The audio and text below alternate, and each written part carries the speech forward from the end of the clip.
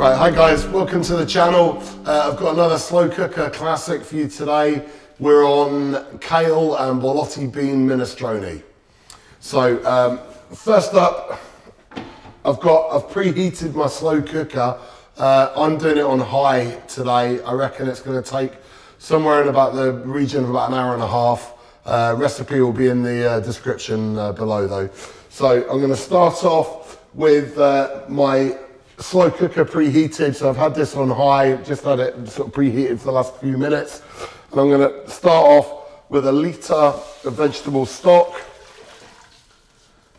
And I'm going to add 2 tins of chopped tomatoes. I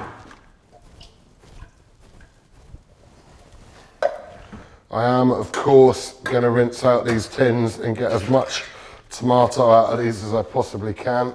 If you don't do this, I'd always advise this. Here we are. Helps with getting your tins into the recycling as well.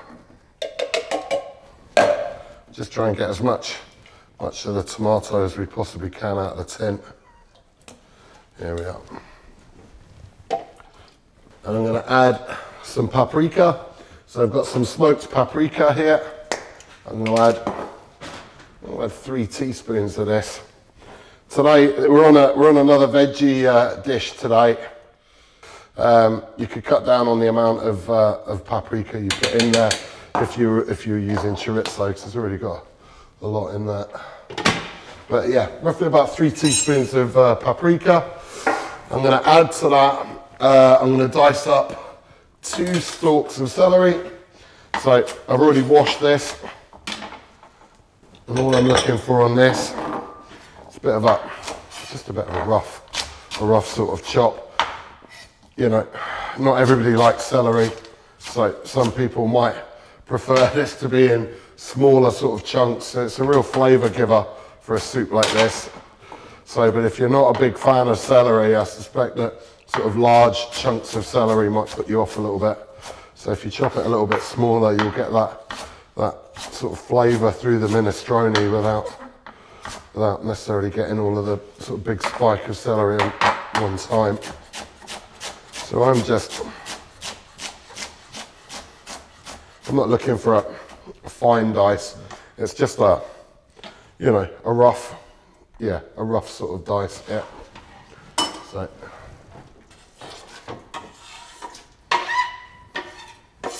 2 diced onions. Again, same logic with the onion, size-wise for dicing. Doesn't have to be, super fine, but I don't want this to be, huge chunks either, somewhere in the middle.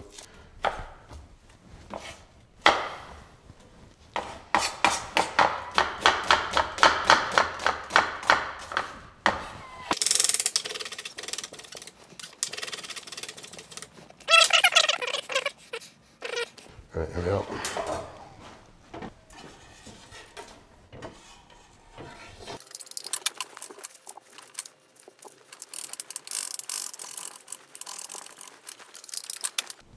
I've got 4 cloves of garlic. I've already peeled these.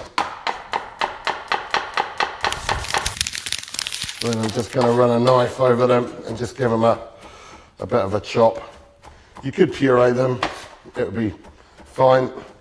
I don't really think it's necessary though. I quite like this to be a bit of a chunky soup, so here we are, that'll do. So we're going to add a couple of carrots. Here we are. Someone keeps hiding my peeler. I'm just going to peel with a knife. If you've got a peeler, it's probably easier though. So if like me, someone's nicked your peeler, you do want to use a paring knife, all I would do is cut the carrot in half along the length and then just try and lose as little carrot as possible when you're peeling the skin off. Right, okay, so I've got 2 carrots. Again, look, there's no sort of hard and fast rule with this minestrone. If you love carrots, you can put more carrots in. If you hate carrots, put less in, or don't put any in. This would also work quite nicely with, you could put a bit of sweet potato in there, that would work quite nicely. bit of leek in there, that'd be nice. Anyway, so all I'm doing a rough sort of dice on the carrot. You probably don't have to chop it quite as finely as I am chopping it here. You know, you could probably chop it a little bit chunkier. I just don't like it too chunky. I've cut each of the half a carrot into sort of 4 or 5, and then I'm just splitting it in the middle and then cutting it 4 or 5 along the length.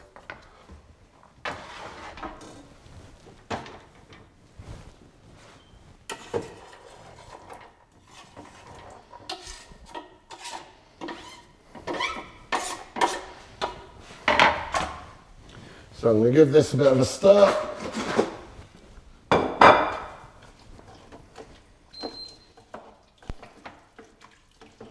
Just stir it through.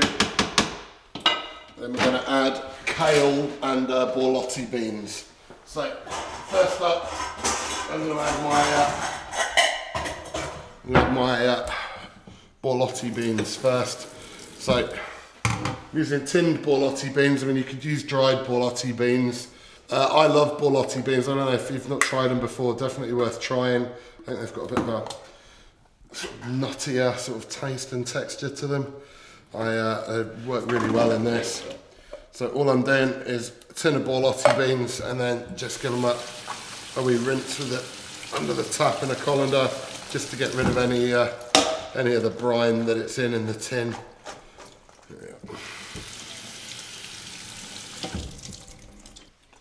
So in the Borlotti beans go. Those who've watched the channel before will know I'm not a huge fan of washing up. So I'm going to use that colander again for our kale. Just going to give it a bit of a rinse though from the Borlotti beans. Here we are. So for the kale, I'm just going to empty, I've got a bag of kale here. So I'm using roughly about 200 grams of kale in this minestrone. And all I'm doing is just soaking this kale under cold water. I'm going to lift it out into the colander just to make sure I've not got any grit or dust and such like in that.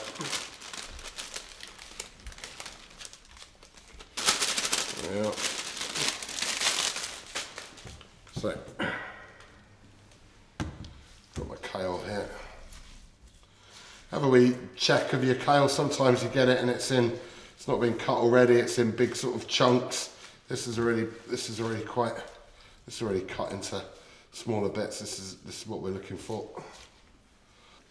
And I just lift the kale and put that into my colander rather than pouring out all of the liquid and the kale into my colander. I mean, if you think about it, if you do that, you're just any muck or anything that's come off of the kale, you just put them back on top of it when you pour that in there. There we are. Then I'm going to add my kale. Don't worry, this will be quite bulky when you first put the kale in there. But as it cooks down, that volume will go down. I'll just give it a quick stir, like get that into the tomato and stock in there.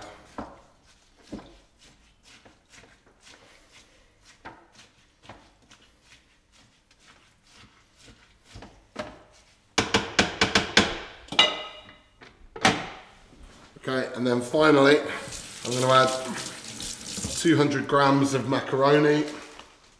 So you could use ditalini, would work quite well actually with this. I'm trying to think what else you might use. I mean, you could use, I suppose you could use a sort of broken up spaghetti as well. That might work. That might work, or a bit of broken tagliatelle or something. Macaroni works for me though. So 200 grams, so it's 500 gram bag. So I'm looking for roughly about 2/5 of the bag. I'm not going to be too precious about this. So.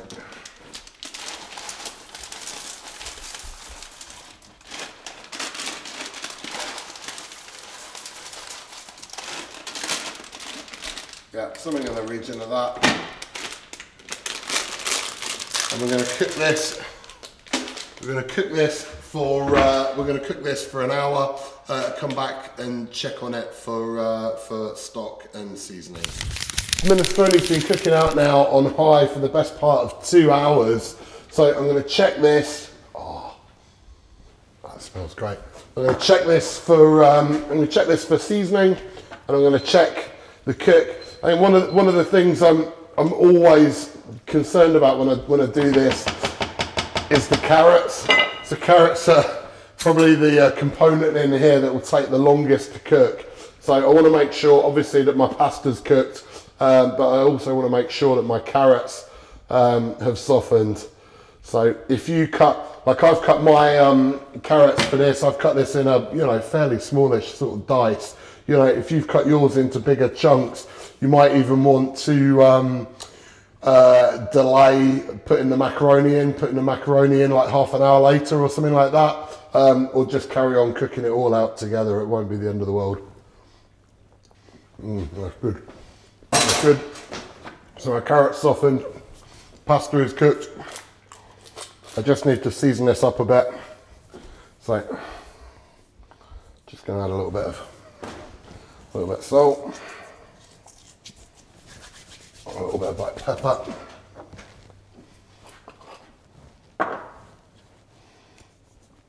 It's nice to introduce a bit of heat into here as well. So I mean, pepper's obviously going to give us a bit of heat, but if you're a fan of spice, a bit of dried chili in there, that will warm it up nicely.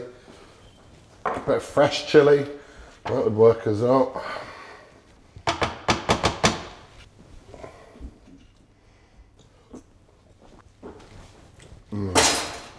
Just going to give it a tiny bit more salt. I'm going to finish mine with parmesan at the end, so I'm sort of balancing the salt for that, because the parmesan is going to add its own, bring its own sort of salt level as well, its own seasoning. So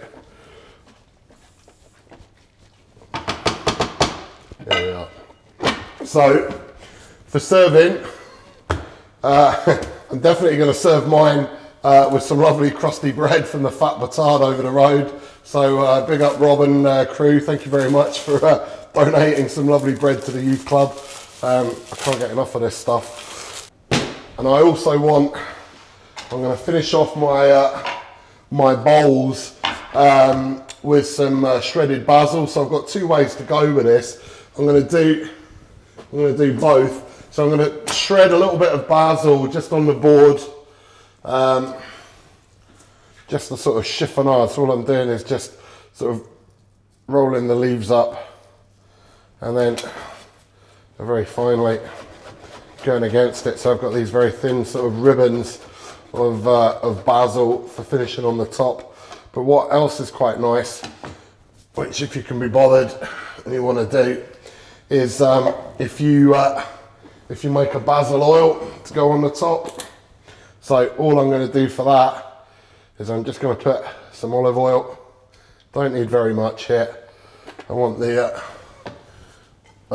to be really sort of potent with basil. So all I'm going to do is just sort of pick my basil and put it into the oil, and then just with a stick blender, blend it up so that when I serve it, I can sort of dot this basil oil on the top of the minestrone, and that will really bring it to life.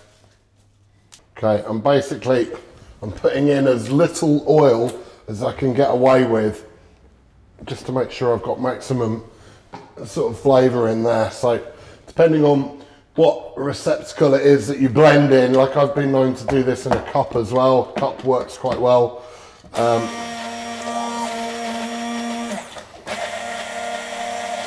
Yeah, that's better.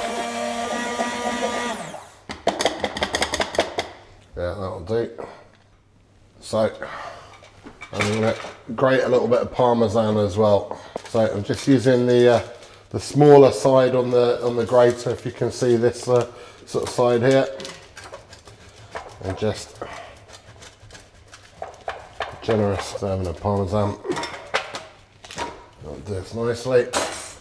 To serve up, all I'm gonna do is ladle into the bowl.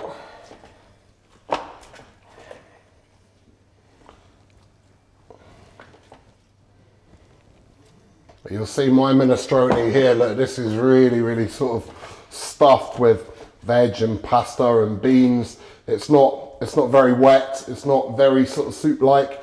You can, if you like yours, if you want it more of a soup, you want it less sort of hearty like this, you can easily bulk this out with a little bit more vegetable stock. So, here we are. All I'm going to do to finish this, I'm going to dot a little bit of basil oil through it. So when you're eating this, the basil oil, you sort of stir the basil oil through, and you just get this hit of freshness in there. Like basil and tomato are obviously a very natural companions for each other. If you weren't blending the basil like that, a little bit of shredded basil, that works quite well as well. Parmesan, you can stir that through. And then what's better than some nice crusty bread to go with this.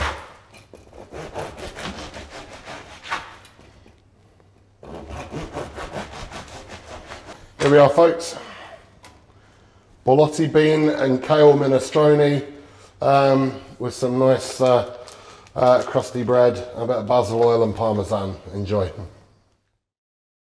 Right, thanks for watching, guys. I hope you've enjoyed today's session, and as always, please comment, like, subscribe. All helps the cause here at the Youth Club. All right, cheers. To the clubs!